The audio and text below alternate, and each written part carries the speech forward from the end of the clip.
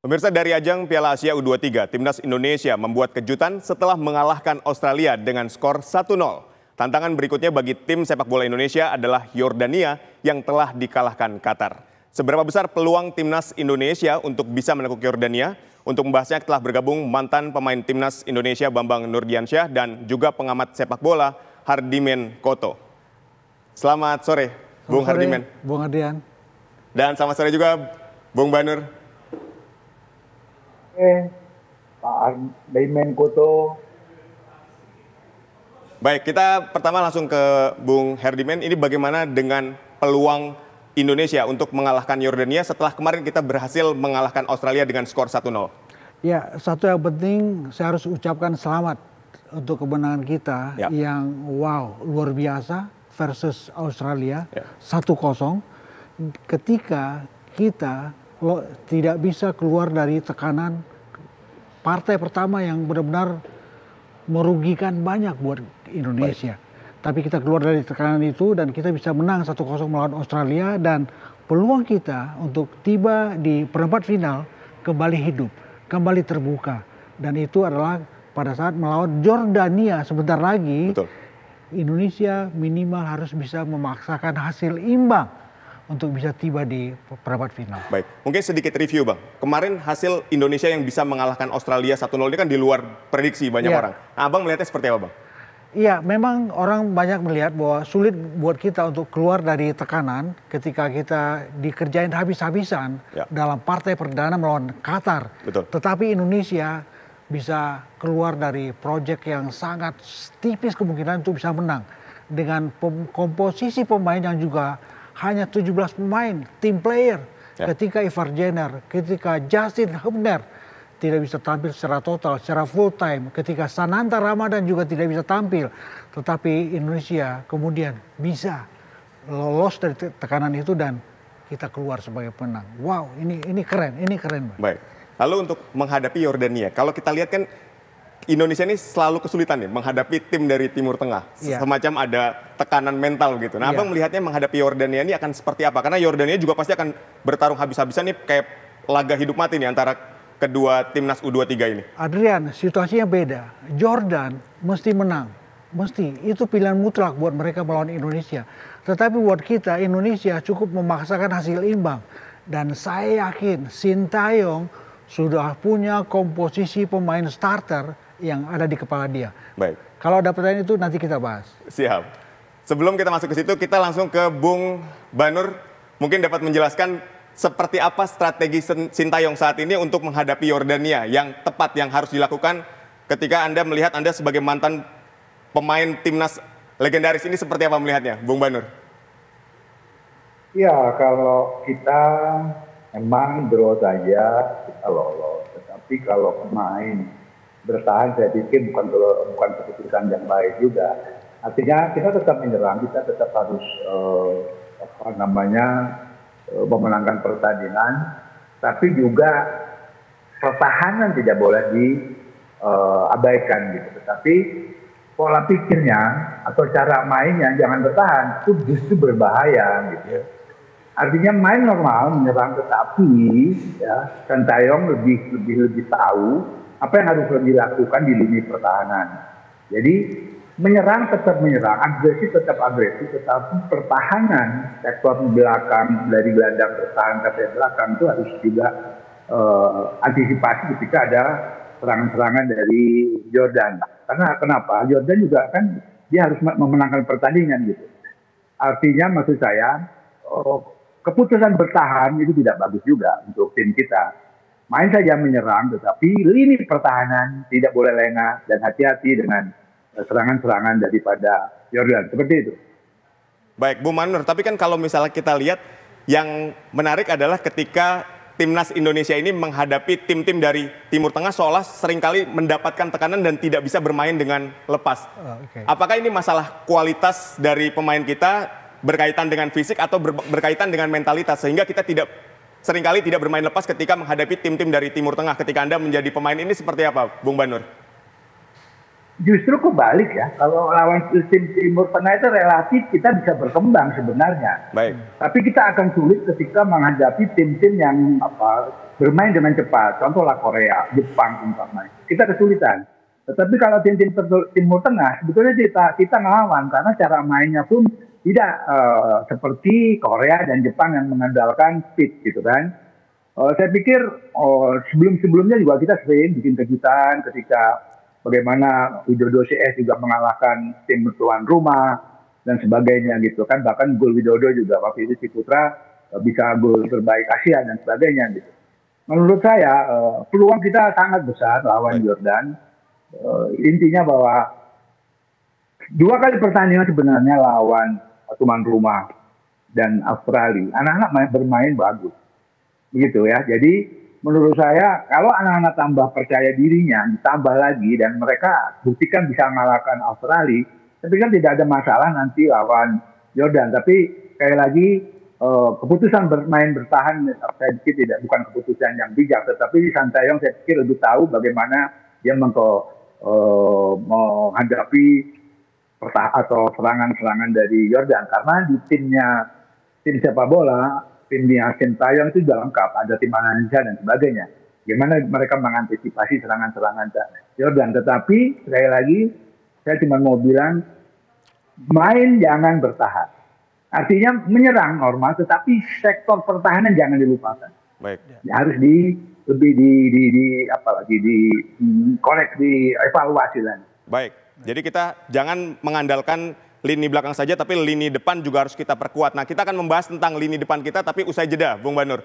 Kabar Petang masih akan kembali, tetaplah bersama kami.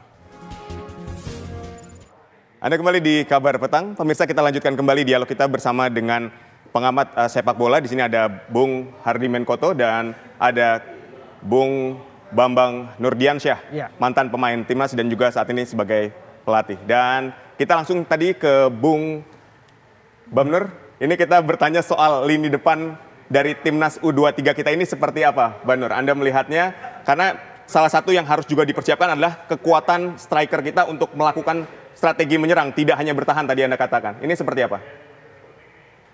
Ya, pasti Jordan kan harus memenangkan pertandingan ini sore, atau besok ya. Sorry. Artinya, pasti mereka agak terbuka, karena harus menang, terus saja dia tersisih. Nah, situasi ini bisa kita manfaatkan, jangan saja bertahan. Kita tetap menyerang, tetapi sekali lagi lini pertahanan kita, saya pikir Sintayong sudah tahu apa yang harus dilakukan, lebih bagus lagi karena ketika dia menyerang untuk memenangkan pertandingan ada celah-celah yang bisa kita manfaatkan. Kalau ditanya bagaimana dengan penyerang-penyerang kita, itulah salah satunya kita di liga kita itu kan striker atau penyerang itu banyak didominasi pemain asing. Padahal potensi lokal sebenarnya, anak-anak muda kita sebenarnya punya potensi itu. Kalau saya ngelatih, anak-anak muda kita tuh banyak striker yang berbakat sebenarnya. Tapi ketika pelatih itu dituntut, pelatih di liga dituntut untuk berprestasi, dan pemain asing juga diperbolehkan, tidak ada pilihan gitu. Kita hire pemain asing. Nah, pemain muda kita yang punya potensi tadi, kalau dia tidak dimainkan atau jarang main, potensi yang ada akan berhenti di situ. Bukankah kompetisi itu sebetulnya untuk mengasah para pemain untuk bisa meningkatkan kualitas dia? Karena kompetisi itu kan kalau di mukanya pemain atau atlet lah, kompetisi itu. Nah, kalau mereka punya potensi bagus, berhenti di situ, tidak jarang dimainkan, ya berhenti sudah sampai di situ. Nah, ini salah satu juga kendala buat tim nasional kita. Tetapi belakangan ini sebetulnya banyak muncul pemain-pemain muda yang punya potensi. Mudah-mudahan Sintayong terus memberi kesempatan mereka, pemain-pemain muda kita ini, kalaupun di klub mereka jarang main, pertandingan internasional, uji coba segala macam itu bisa juga meningkatkan kemampuan atau potensi yang ada pemain kita, terutama pemain depan. Baik. Nah, sekarang kita ke Bung Hardiman. Anda melihatnya Sintayong ini kan gemar melakukan perubahan. Bagaimana komposisi star line up kita saat ini untuk menghadapi Yordania? Anda melihatnya mulai dari lini depan, tengah, dan belakang ini seperti apa? Saya melihat di lini belakang tidak ada pilihan, tetap. Oke. Ada Hernando Ari di bawah Mister, 2 bek sayap, ada Fajar Faturrahman di kanan, Pratama Arhan di kiri, di tengah ada Ferrari bersama Kapten Rizky Ridho. Baik. Di depan mereka ada Justin Hubner. Ini kekuatan yang sangat menggembirakan buat kita. Dan 2 di tengah, saya melihat ada nama yang sangat asik, Ivar Jenner. Dia kembali. Dia kembali akan berduet dengan Marcelino Ferdinand. Di depan, Witan di kanan, di kiri kemungkinan Schroeder kembali akan dipakai sebagai starter. Di tengah ada Rafael Strijk. Inilah komposisi terbaik yang dimiliki oleh Sintayong. Bagaimana dia bisa memaksimalkan partai yang sangat penting, sangat menentukan versus Jordania. Dan kita melihat bagaimana ada banyak nama di subs ya, ada Hoki Caraka belum pernah dimainkan, ada Ramadan Sananta kembali bisa bermain. Ya, saya pikir seperti itu, dan kemungkinan besar Indonesia juga akan keluar menyerang, tapi tentu ekstra waspada, ekstra hati-hati, karena kita juga tidak mau dicolong di fast break oleh Jordan, dan kita kecolongan dengan gol yang juga menyakitkan buat kita. Saya pikir inilah saatnya buat Indonesia best performance dan muncul sebagai tim pertama yang bisa tiba di perempat final dalam sejarah sepak bola Indonesia di Piala Asia Under 23. Ya. Yang menarik 2 nama, saya tertarik dengan 2 nama, ada Ivan Jenner yang sempat terkena kartu merah dan dapat memperkuat di timnas U23 melawan Yordania. Berikutnya ada Justin Hubner yang juga sangat sibuk di Osaka dan terus memperkuat timnas saat ini. Anda melihat 2 nama ini seperti apa? Saya lebih memfokuskan kepada Justin Hubner. Ini anak luar biasa. Baik. Dia sudah memperjelas bagaimana kecintanya untuk tim nasional Indonesia. Hari Rabu sore dia masih main untuk Cerezo Osaka. Melawan Morioka dalam Piala J-League. Habis main dia terbang ke Doha. 11 jam 55 menit. Betul, hampir 12 jam. Dan itu hanya terbang. Belum prosesi menuju bandara. Belum prosesi keluar dari bandara di Doha. Dan dia langsung ke stadion. Baik. Dan di stadion ganti baju. Dan bertarung selama 28 menit. Plus 11 menit extra time. Luar biasa ini. Dan saya angkat topi untuk Justin Hubner. Bagaimana dia menjelaskan kecintanya untuk Indonesia. Sebentar lagi versus Jordania. Dia akan tampil sebagai starter. Dan dia tentu akan memberikan yang terbaik. Dia adalah preman dalam tanda kutip untuk timnas Indonesia. Sebentar lagi dia akan menjadi bukti penting bahwa Indonesia butuh pemain-pemain yang menjelaskan cinta totalnya buat skuad Garuda. Baik. Kalau untuk Ivan Jenner sendiri seperti apa? Jenner kita tahu dia terusir dengan kartu merah. Beberapa detik masuk di babak kedua. Untuk sebuah kartu merah yang sangat layak dipertanyakan. Tapi dia keluar tanpa ada protes yang berlebihan. Dia absen 1 partai melawan Australia. Dia menyaksikan kemenangan Indonesia melawan Australia dari tribun.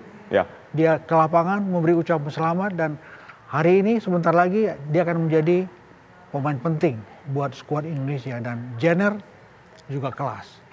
Sama seperti Hubner, sama seperti Marcelino, dan banyak nama lain di skuad Indonesia. Tapi untuk lini serang kita kan banyak orang yang bilang bahwa penyelesaian akhirnya ini tidak mulus nih. Ini Anda melihat seperti apa? Apakah juga dari lini tengah yang kurang suplai bola ke depan atau seperti apa?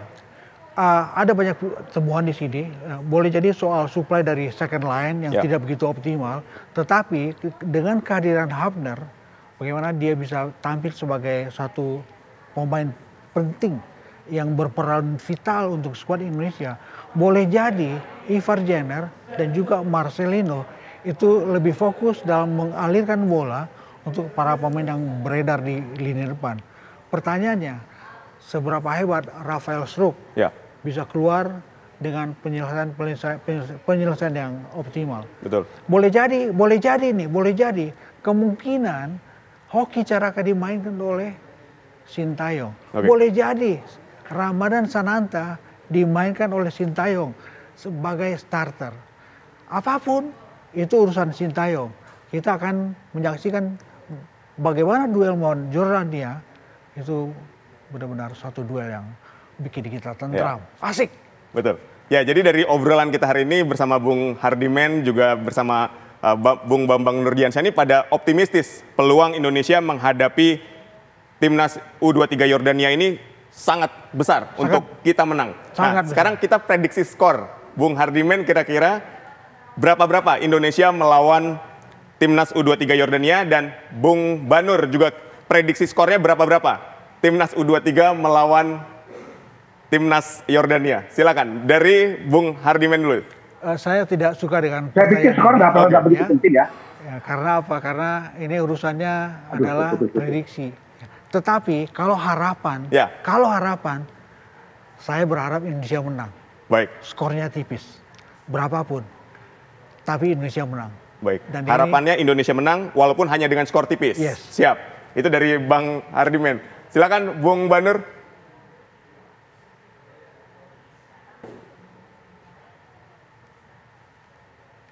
Bung Banur, masih dapat mendengar suara kami? Baik. Ya, jadi itulah tadi ya harapan kita bahwa besok malam timnas Indonesia U23 dapat mengalahkan, ya bukan hasil imbang, tapi mengalahkan timnas U23 Yordania dan dapat melaju ke babak selanjutnya. Dan kalau lolos ke quarter final ini juga adalah sejarah. Baik, Bung Banur, harapan untuk timnas Indonesia seperti apa, Bung Banur? Silakan. Saya pikir berapapun skornya, yang penting kita harus lolos dulu. Baik. Mau 1-0, 2-0, bahkan draw pun kita yang penting lolos gitu. Dan seperti Bung Hardiman katakan tadi, kalau kita lolos ini sebuah prestasi besar menurut saya.